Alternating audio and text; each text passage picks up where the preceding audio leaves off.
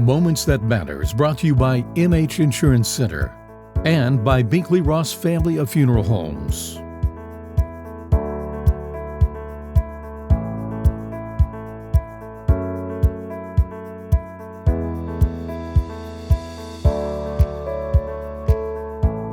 Welcome to Moments That Matter. I am Melise Oakley, and I am with the Voyage Senior Living.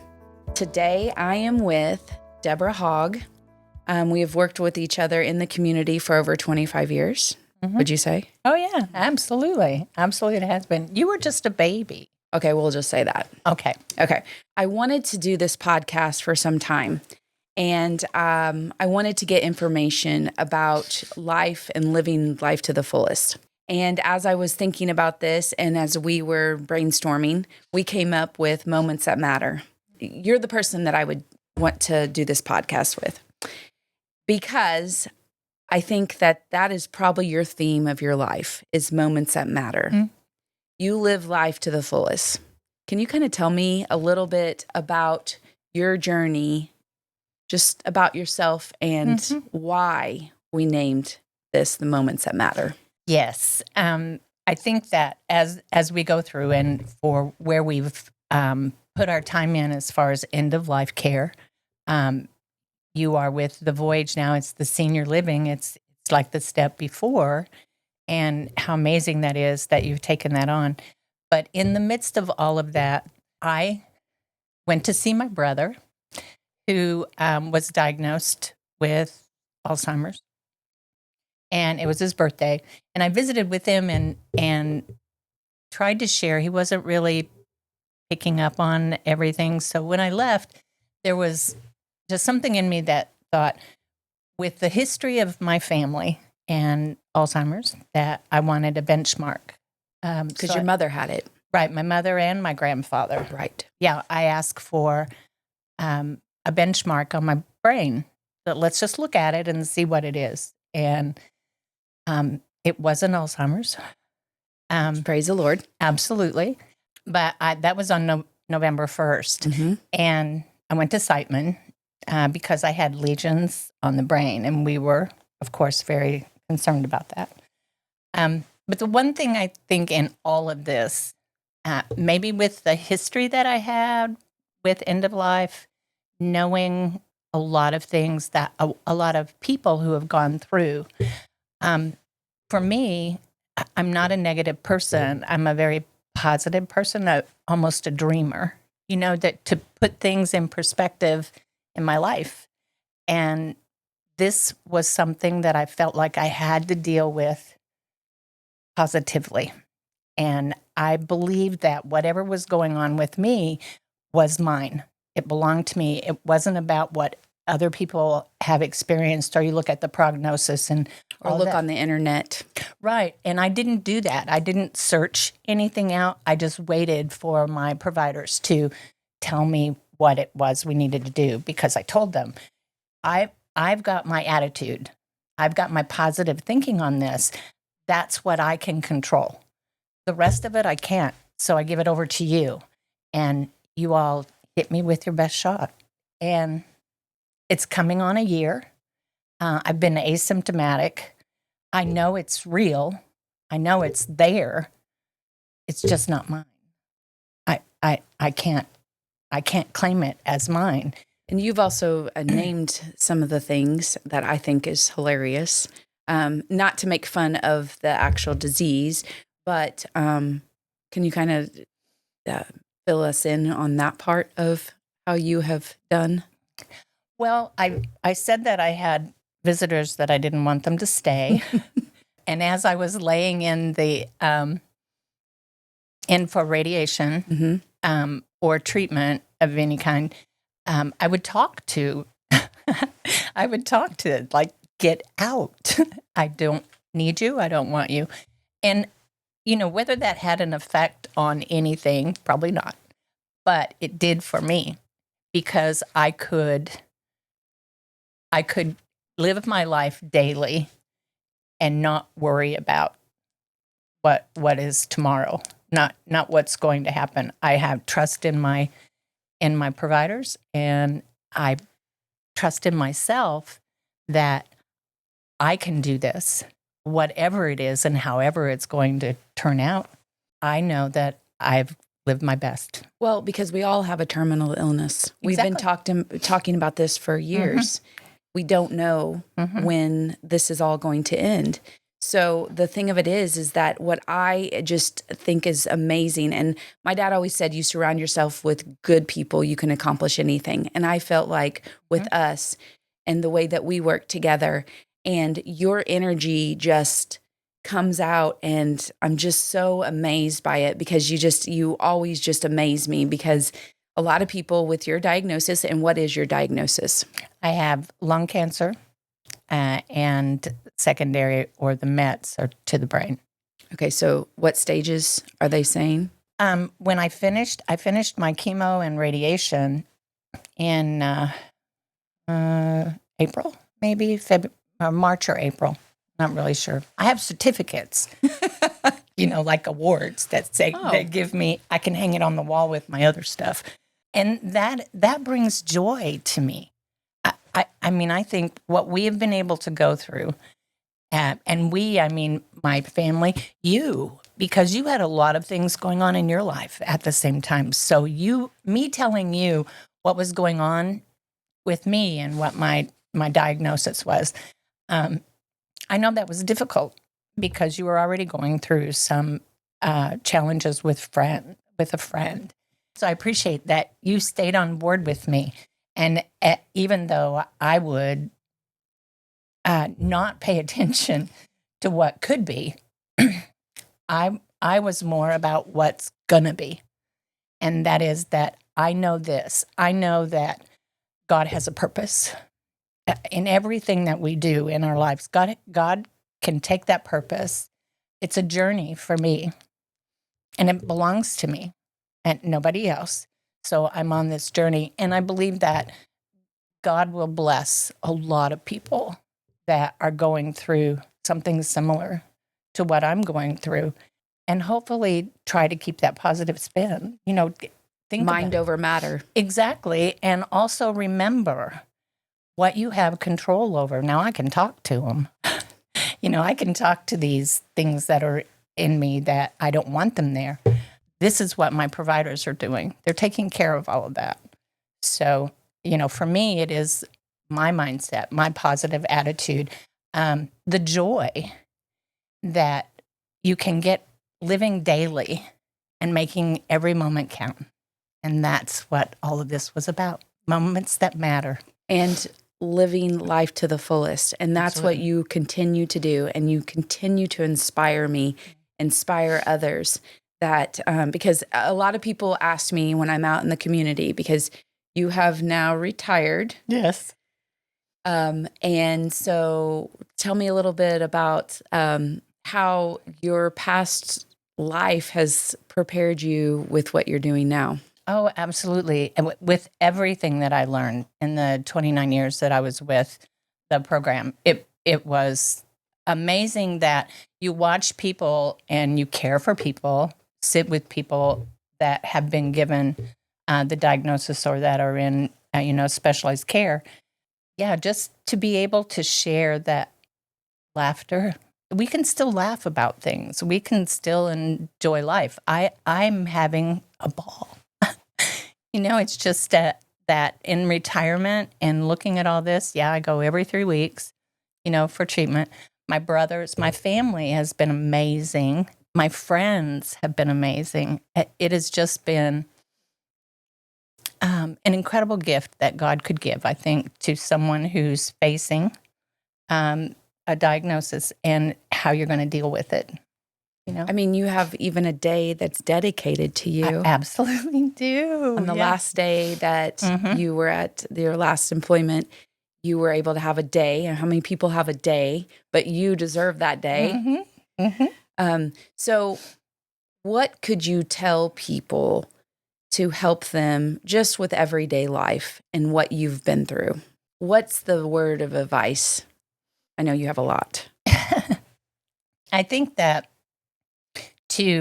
first of all, I want to reiterate that my brother is my hero, because had I not gone to see, had I not spent time with him and we talked and I hadn't done the MRI on the brain just to see if I had any signs of Alzheimer's. But I guess what I would say is that believe in your intuition, believe in what you might feel or think. Because sometimes we want to just like slough it off and not, okay, maybe later. But you need to be aware of your body and the things that are going on, but also just the routine of having certain things checked. And particularly when you get older, I'm 35 plus one. And it is for me, I think, to go the journey that I've gone through my life and then be able to share with people, because I've been very open about it. It's been something that most people know what's going on with me and what I'm doing, but also that when they walk up, it's like, oh, how are you doing? Hey, I'm doing great. How are you? So you kind of put that enthusiasm, but I really feel that way. I feel like, even the moments when things aren't quite so easy, it still is. Thank you, God, for being with me, for giving me this personality, for making me who I am.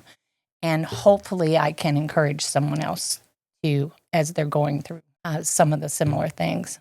Well, and I've walked beside you for many years, and I know that people would say, when I grow up, I want to be like Deborah Hogg.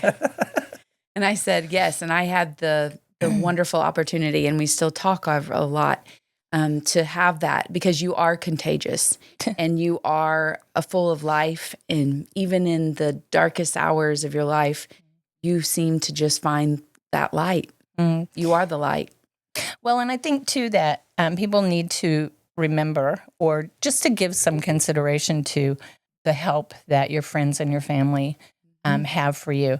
Accept that and let them be a part of, but then also to share that I know we've got this. I know we're doing this. I know that where we are.